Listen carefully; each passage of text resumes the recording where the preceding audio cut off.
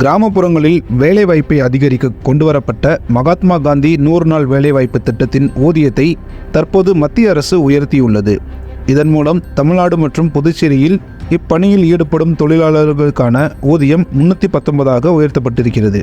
இந்த லோக்சபா தேர்தல் பாஜகவுக்கு 2 வகையில் மிக முக்கியமானதாக இருக்கிறது. ஒன்று, RSS அமைப்பின் நூற்றாண்டு விழா. அதாவது பாஜகவின் தாய் அமைப்பான RSS அமைப்பு 2025இல் நூற்றாண்டை சந்திக்கிறது. இதனை சிறப்பாக கொண்டாடுவதற்கு பாஜக ஆட்சியில் இருப்பது அவசியம். அதேபோல நரேந்திர மோடி மீண்டும் பிரதமராக தேர்ந்தெடுக்கப்பட்டால் நேருவுக்கு பின்னர் தொடர்ந்து 3 முறை பிரதமரான தலைவர் என்கிற பெருமை இவரை சேரும்.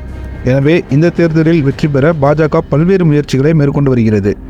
அந்த வகையில் புதிய அறிவிப்புகளை வெளியிட்டு வருகிறது.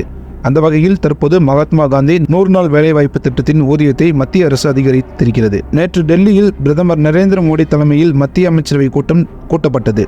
இதில் தென் மாநிலங்களில் தேர்தலை எதிர்கொள்வது குறித்து பல்வேறு வியூகங்கள் வகுக்கப்பட்டன. இப்படியான ஆலோசனைக்கு பிறகே தற்போது 100 நாள் வேலை திட்டத்தின் ஊதியம் உயர்த்தப்பட்டிருப்பதாக அரசியல் விமர்சகர்கள் கூறுகின்றனர்.